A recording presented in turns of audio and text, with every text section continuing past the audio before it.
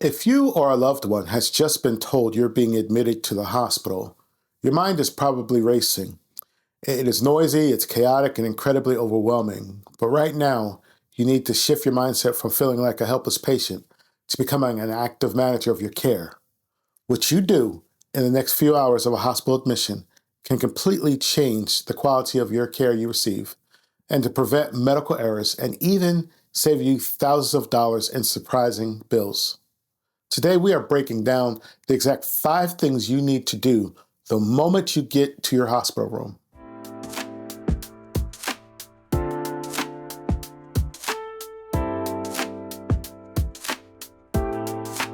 Welcome to the walkthrough.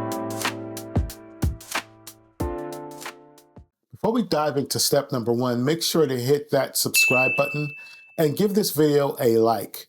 We release new healthcare navigation strategies every week to help you and your loved ones be protected, and also to give you helps to get along in the medical system. Done? Awesome, let's get into it.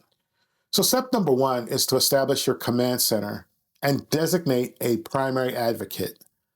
When you are the patient, you are sick, you're tired and often medicated. You cannot be expected to remember everything the doctors say. So if you are able, designate one trusted family member or friend to be your official patient advocate. If they can't be there in person, put them on speakerphone every single time a doctor walks into the room. Next, grab a notebook and a pen. This is your command center. Every time a nurse or a doctor enters your room, write down a few things. Number 1, write down their name and their role. Are they a resident, a specialist, your attending doctor? Write down what test or medication they are ordering, what the timeline looks like. Do not rely on the hospital's whiteboard. It rarely gets updated fast enough. Own your data. Step number 2 is a critical step for your wallet. You must ask your attending doctor this exact question. Am I officially admitted as an inpatient, or am I here under observation status? Here is the secret the hospital won't tell you. You can spend 3 nights sleeping in a hospital bed, eating hospital food, and seeing hospital doctors, but on paper, you're considered an outpatient under observation. If you are under observation status, your insurance, especially Medicare, covers your stay under completely different, much more expensive rules. It can also completely disqualify you from insurance, covered rehab, or nursing care after you leave. Get clarity on this within the first 12 hours, and if they have you under observation, ask what criteria need to be met to change your status to a full inpatient admission. Now look, learning how to navigate a hospital stay on the fly is incredibly stressful. If you want to move from just surviving a hospital visit to completely mastering the healthcare system, you need a proven roadmap. That is exactly why I created the Healthcare Navigator Masterclass. This is my comprehensive step-by-step digital course designed to teach you how to command authority in medical settings, also to cut through the hospital bureaucracy and prevent medical errors, and to fight back against unfair insurance denials. Whether you are dealing with a current diagnosis or you just want to be prepared for your family's future, this course gives you the exact tools, scripts, and confidence you need. Click the link in the description below or visit the URL on your screen to enroll in the Healthcare Navigator Masterclass today. Don't wait until a medical crisis happens to figure it out. Moving on to step number 3. Request a formal medication reconciliation. One of the most common and dangerous areas for medical errors in a hospital happens during transitions, when you move from home to the ER or from the ER to a hospital floor. The hospital's electronic system might pull an old pharmacy record from 3 years ago and assume you are still taking a drug you stopped taking a long time ago. As soon as you get to your room, ask the floor nurse to print out or review the exact list of medications the doctor has ordered for you.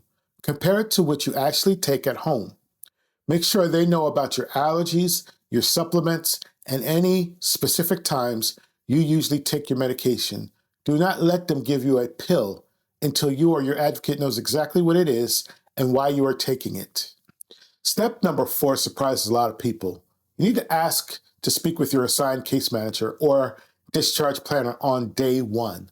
Most people think you only talk to the discharge planner on the day you leave the hospital. That is a massive mistake.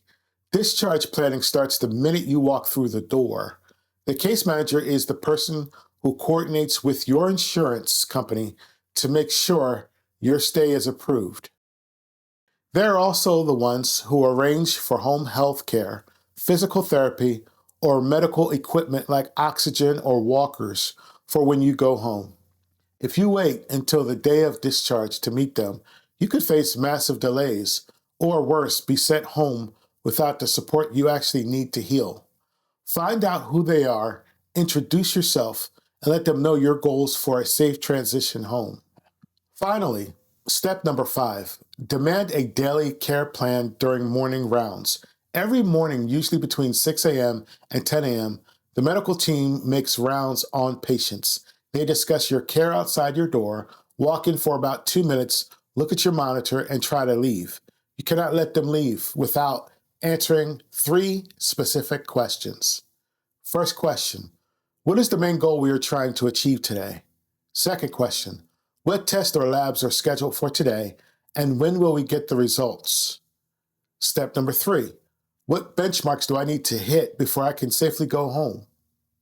By forcing the team to articulate a daily plan, you keep your care moving forward efficiently, preventing you from languishing in a hospital bed for extra days just because a test forgot to get scheduled. Being in a hospital is never easy, but when you take control of these 5 steps, you completely change the dynamic. You are no longer just a passive observer of your health. You are the captain of the team.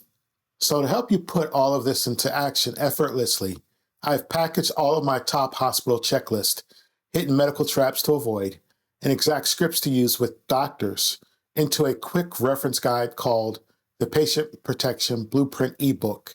It is the ultimate digital pocket companion that you can keep right on your phone to use whenever you or a family member is facing a medical stay.